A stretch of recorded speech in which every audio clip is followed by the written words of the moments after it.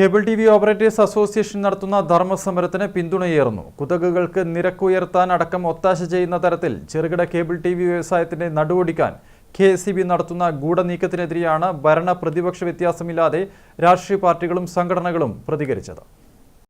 Electric പോസ്റ്റിലൂടെ വലിക്കുന്ന ഓരോ കേബിളും ഓരോ കണക്ഷനായി കണക്കാക്കി നിരക്ക് നിശ്ചയിക്കാനുള്ള KSEBയുടെ നീക്കത്തിനെതിരെ സംസ്ഥാനത്താകെ കേബിൾ ടി വി ഓപ്പറേറ്റർമാർ സഹന സമരത്തിലാണ്.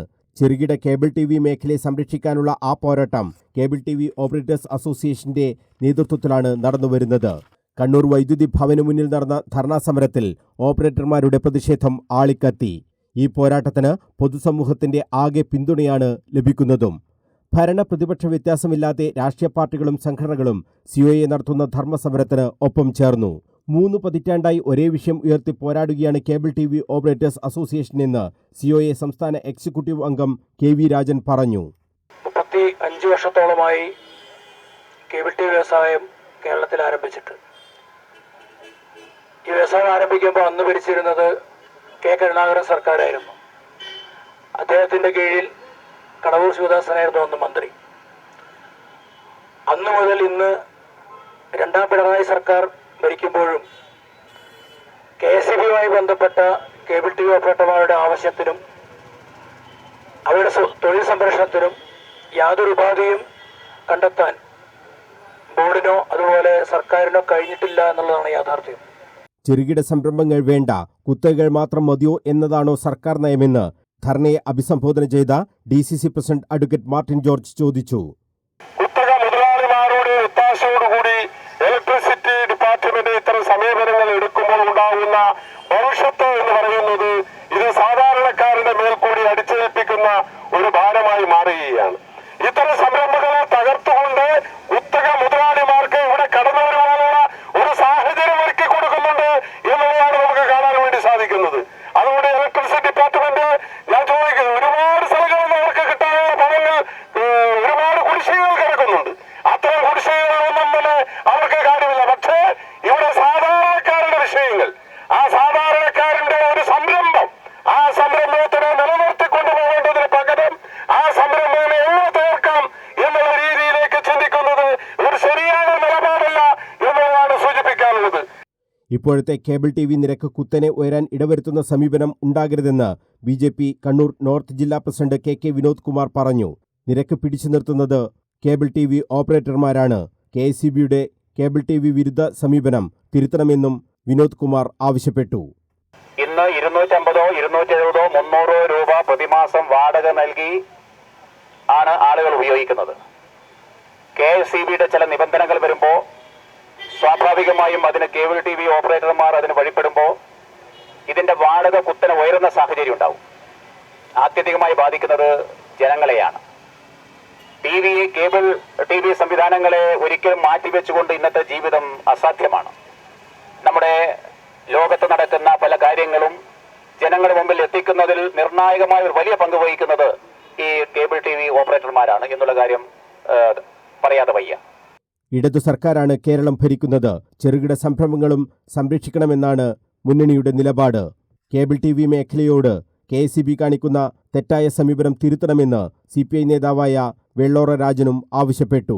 ഈ ഇലക്ട്രിക് പോസ്റ്റിലെ കൂടി കേബിൾ വലിക്കുന്ന വിഷയവും നേരത്തെ ഇവിടെ സൂചിപ്പിച്ചതുപോലെ വർഷങ്ങൾക്ക് മുമ്പേ അന്നവരെ ഗവൺമെന്റ് ഇലക്ട്രിസിറ്റി ബോർഡ് ഒരു പോസ്റ്റിന് അവരാവശ്യപ്പെട്ടിരുന്ന കാശ് താങ്ങാൻ പറ്റാത്ത കാശായിരുന്നു.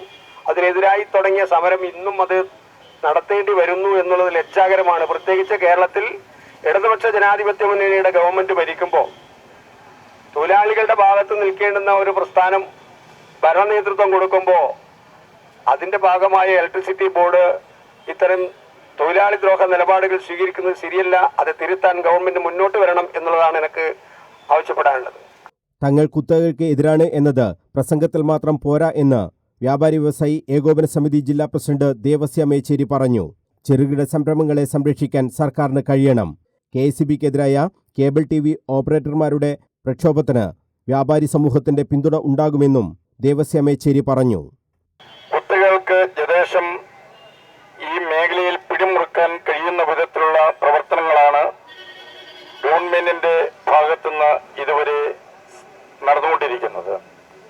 ചെറുകിട സംരംഭകരെ സഹായിക്കും എന്ന് ആവർത്തിച്ച് വകുപ്പ് മന്ത്രിയും ബഹുമാനപ്പെട്ട കേരള ഗവൺമെന്റും പ്രഖ്യാപിക്കുന്നുണ്ടെങ്കിലും അത് പ്രഖ്യാപനത്തിൽ ഒതുങ്ങിക്കൊണ്ട് തന്നെ ചെറുകിട സംരംഭകരെ പാടെ ആ രംഗത്തുനിന്ന് തുടച്ചു നീക്കിക്കൊണ്ട് വൻകിടക്കാർക്ക് പിടിമുറുക്കുമ്പോൾ സംഭവിക്കാൻ വേണ്ടി പോകുന്നത് ഇന്ന് ചെറിയ വാടകയിൽ